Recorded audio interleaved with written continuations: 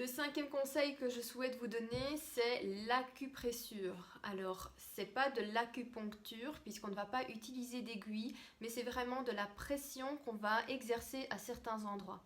Aujourd'hui, je vous montre 2 points d'acupressure qui peuvent aider à la mise en route de vos contractions pour l'accouchement. Le premier point d'acupressure se trouve au niveau de la main. Donc en fait, il y a ici une zone qui est toute molle et qu'on va pouvoir appuyer pour induire, favoriser les contractions. Donc quand vous fermez la main, on voit ici que ça se bombe au niveau de la main. Et donc quand on va venir presser, eh bien on va venir presser juste ici.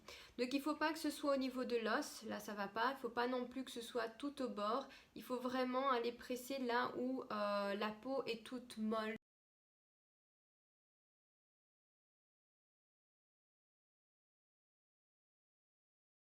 Le deuxième point de pression est au niveau du mollet. Donc vous allez mettre vos 4 doigts au-dessus de la malléole. Plus ou moins à cet endroit-là, vous allez pouvoir en fait pincer le mollet là où c'est mou de nouveau. Donc il ne faut pas pincer sur l'os, il faut vraiment passer sur la partie de la peau qui est molle. Comment appliquer ces 2 points de pression? Alors il faut le faire pendant 2-3 minutes plusieurs fois par jour, donc il faut vraiment passer un petit peu de temps, sinon ça n'aura pas assez d'effet. Alors l'autre chose aussi, c'est quelle est la force de pression à appliquer. Alors quand vous le faites, il faut quand même sentir que vous appuyez, il ne faut pas que ce soit tout mou ou on ne sent rien, il faut sentir que c'est légèrement inconfortable, il ne faut pas non plus que ça fasse mal, mais il faut sentir que vous pincez à l'endroit indiqué. Le 6e conseil que je vous propose, c'est la stimulation des mamelons. La stimulation des mamelons va en fait provoquer une production d'ocytocine. L'ocytocine, c'est cette fameuse hormone qui va générer les contractions de l'accouchement. Alors, on voit que c'est un système qui fonctionne bien quand votre col est déjà favorable, quand il est déjà mature. Ça, je vous invite à en parler avec votre sage-femme ou votre gynécologue lorsqu'il vous examinera. Je vais y arriver. Et donc on sait en fonction de l'observation du col comment est votre col et savoir s'il est favorable. Alors petite parenthèse, je vous invite aussi à examiner votre col en lavant bien vos mains évidemment. Si vous avez une bonne connaissance de votre col, que vous avez l'habitude de le faire, vous pourrez aussi évaluer par vous-même s'il y a eu une maturation du col et voir si votre col est favorable à la stimulation des mamelons. Donc c'est une méthode qui fonctionne mieux quand votre col est déjà mature.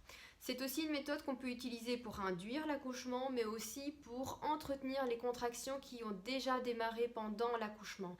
Donc typiquement, vous commencez votre travail à la maison, vous transférez donc à l'hôpital parce que vous êtes bien avancé dans votre travail et avec le stress du changement d'environnement, eh bien vos contractions s'arrêtent, diminuent, s'espacent.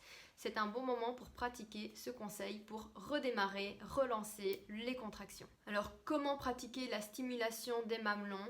Alors vous pouvez en fait faire stimuler avec vos doigts vos mamelons. Vous pouvez aussi venir frotter l'aréole en rond, donc faire des massages de votre poitrine.